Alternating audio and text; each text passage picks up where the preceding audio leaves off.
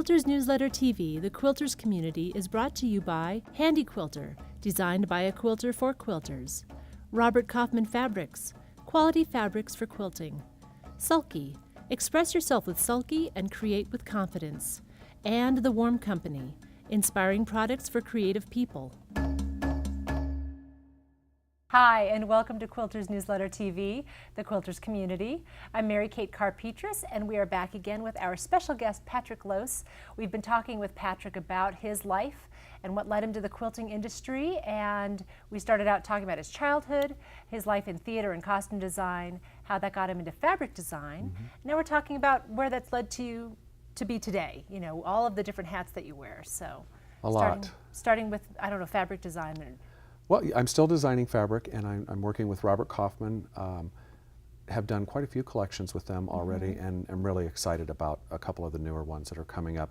We're constantly refreshing the lines of blenders and basics that I have also in the Mix Masters collections with Robert Kaufman. And that's exciting to me to know that that you guys like the fabric so much that they've got some longevity to them, and that they're worth you know, refreshing the lines and adding new colors too. So I'm really excited about that. I'm also, I'm into a lot of things right now, and a lot of that has come about because of the fact that I also opened a studio. For years, for 18 of the 20 years that I've worked in the quilting industry, I worked at home, and it got to a point where I needed to learn to be able to close a door on it at the end of the day. Right. Because at one point I think I had 4 sewing machines on my kitchen table. Yeah. And I like to eat and cook, so I couldn't have that anymore. So, you know, I opened up a studio, and it's kind of freed me up to do a lot, to know that I've got a place to go every day, and to actually, because it's also a retail shop where I sell my fabrics and things like that. It's not a quilt shop. I don't, you know, have other lines there, but just my own things. This is in Arizona, right? It's in Phoenix, Arizona, okay. Yes. But it was, most of the reason for the studio was just so that I could also, you know, get my finger on the pulse, because I wasn't really seeing my customers and the people that used the things that I design, and that's really important to me. I want to hear really what they want. So, you know, to open the studio and to offer classes and mini retreats and things like that in the studio, I'm now able to, you know, really have fun with my customers and spend time with them, and that's really important. And it's developed into something else, because one of my customers has become such a good friend and is such a talented artist on her own. She's a machine embroidery digitizer. She does a lot of machine embroidery, and she's taken my designs now for applique and turned them into machine embroidery applique, which is a whole other fascinating field. So many quilters are getting into embroidery too. There are great machines out there. Yeah. That do the whole thing for you. Well, the price point has come down on a lot of them. You know, to get an embroidery machine, back when I first got one, you know, it was a prohibitive for a lot of people to do that. But now they're being, you know, so many more are being produced, so the cost has come down a little bit relatively. You know, so we're doing a lot of machine embroidery now, and I always thought that if I designed machine embroidery, it would be the kind of fill stitches, thread only embroidery. Because my applique, you know, the cute characters that I do or whatever it is, I like to stitch those by hand, just with a satin stitch or, you know, whatever. But now I see, you know, the other possibilities for people that just really don't have the interest in learning how to do satin stitch, or just really don't feel that they're ever going to get up to speed on it and be able to do it, you know, in a way that they'd want to present to their family and friends. It gives them the opportunity to do some of the things that I do without having to go through, you know, doing it by hand. Right, and there are people who just love the look of the embroidery, and I'm one of them too. Yeah. It's so that I'm really getting into that. On my website, we now sell a lot of the digitized designs, and I'm honestly surprised at how popular they've become. Some of them, you know, I'm really surprised. I just never thought that was my kind of thing. So I am doing a little bit more of that. Do you find yourself designing with that in mind? Like, how will this translate when you're sitting down and drawing a sketch for an applique? Are you sometimes it comes into mind. It's not like when I'm designing appliques, I don't want to be limited at all. So I just draw a character or a scene or whatever it is that I want to applique. And if it lends itself, if it lends itself to embroidery, sure, I'm going to, you know, do it so that people can do that also. But I think you know, when you're doing machine embroidery, most people don't have the capability of using really large hoops, you know, and having, Yeah. you know, professional embroidery machines. So a lot of my designs are confined to maybe a 5x7 area, 5x7 hoop. So I have to think, you know, a lot of the appliques that I do are larger, so they're Right. not going to work from the Right. get-go, you know. So I look at the machine embroidery kind of applique that I do as being more the smaller pieces, placemats. We've shown some of those in some of our segments, but also coordinating things. So say I make a table runner that, you know, maybe has a Santa or snowman at one end of it or whatever. I can take that same design and do something coordinating out of that, turn it into a design that can be put on a napkin or a placemat to go with that same table setting. So all of a sudden the things turn into a tablescape instead of just a piece here and there. So there's just a lot of possibilities with it that I'm really excited about. That's great. And so you carry those things in your store and on your website? On while the embroidery designs are really kind of, they're not tangible, you know, they're just digital files. So yeah, you can get those on the website. But we did have an embroidery club in the shop, and we're going to start another one, or in the studio. And it's amazing, you know, it's just like quilting. I always say quilting and camaraderie. You get these people together that are of like minds and that have the same creative drives, and put them in a room, and the stuff that gets cranked out is just amazing. And that's so inspiring to me as a designer to keep that going and keep designing more for this voracious audience. Right. You know? And how many people can you accommodate in your studio or like at a retreat? We try to keep it between, like at the most, between 15 and 20 at the studio. When we nice do size. retreats, yeah, it is a good size. I don't like to, it's not that I don't like large crowds, but I like to be able to have one-on-one time. Right. And you know, the people that came on, I have a retreat called Dam Christmas Party that's held at the Boulder Dam Hotel.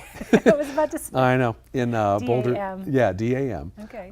in Boulder City, Nevada. And the first time that we had the retreat, it was so much fun that it's pretty much the same people coming every year to the retreat. So we need to start some others because I want to meet some more people, you know. And even the women that come to the retreat in Boulder City, they've become such good friends that I can call on them if I have a project in quilting celebrations that I don't have time to make myself. Would you do this for me? And they're, you know, they just love doing it. So I'm really fortunate to have, with the studio and with the retreats, to have met the people that I've met. And Well, speaking of quilting celebrations, so when did that door open? Quilting celebrations, it was an idea that I presented to Fons and Porter Group.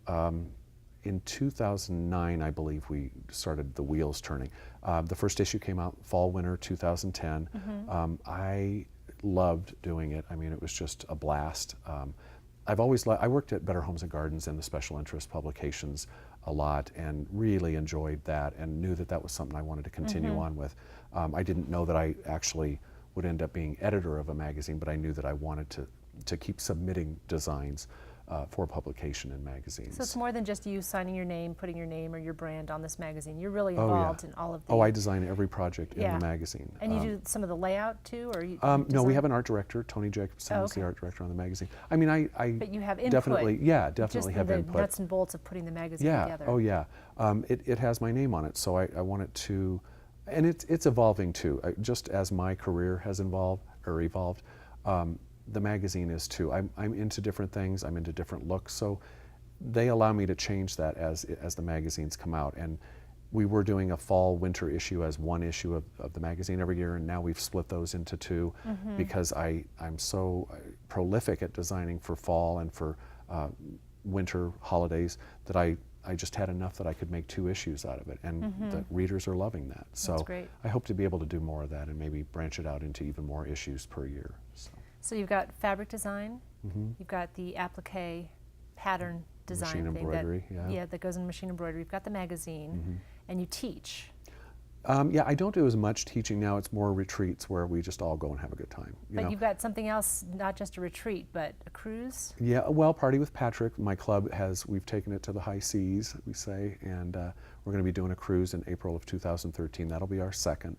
And that's a lot of fun because if you think getting people together for a party in a shop once a month is fun, get them on a cruise where they've got a liquor license and bars. Well, I'd love to tag along and find out. Oh, for that'd be myself. great. I would love for you to. We would have a blast. Some other time. Yeah. So what's next? What's coming up? You know, I don't really think in those terms. I'm not good at projecting, I guess, but when it hits me, I'll jump on it. I mean, I don't sit still. I'm constantly thinking of new things. I lay awake at night thinking of ideas. They just don't all stick, you know. I know I want to do lots more fabric. I think I've put out an awful lot of fabric in my career, but there's a lot more that I want to do, and I would like to get back into doing some more novelty, conversational prints, story, you know, collections that are stories on fabric, because I really enjoy that. I love that, you know, weaving that thread through an entire group of fabrics. So I need to do more of that, more yarn-dyed fabrics, I hope, because I love doing those. Those are beautiful. Thank you. Yeah, thank you. Those are really I had a lot of fun doing that. That's a whole different animal, you know, to sit there and try to figure out, okay, if I put this thread next to this thread in a weave, what color is it going to become when, you know, you stand at a distance and look at it. And you know, there's a science to this too, that I'm constantly learning more things that I didn't know. So that as I learn more technical aspects of the industry, that leads to more inspiration and more creativity. And that's why I can't say what I'll be doing, you know, 5 years from now even. I know I'll be doing a lot of the same thing. Well, you just torpedoed my next question. Oh, really? I'm just kidding. About future? Yeah, but you're just sort of, you just take things as they come, sounds like. Yeah, definitely. And see what doors they open for you. I try not to, I think thinking too much about the future can be limiting. I think planning it all out isn't the artistic way for me. I think it has to be more organic and just sort of, you know, come from situations around me and come from my heart. And I don't know where that's all going to be tomorrow or the next day or next year, you know. But that seems very much in keeping with the conversations we've been having about where you started and how this led to that, which led to the next thing. And I never expected any of it. That's what it is. Which is the exciting part for a lot of us. So I'm hoping there's some more surprises ahead. Not just for me, but for you guys. Well, it's been really great. Thank you so much for being here and learning more about your process. I find it really inspirational. As you were talking about, you know, you never know what door is going to open and what you're going to find when you step through it to the other side. Right, and it's really led to this fantastic career, which really is mid-career for you. I hope so. Yes, as do we. Well, thank you so much for joining us in this conversation with Patrick. If you have any questions or if you wanted to view other episodes, please join us at quiltersnewsletter.com, and we will see you next time. Quilters Newsletter TV, the Quilters community, is brought to you by Handy Quilter, designed by a quilter for quilters. Robert Kaufman Fabrics, quality fabrics for quilting. Sulky, express yourself with Sulky and create with confidence. And The Warm Company, inspiring products for creative people.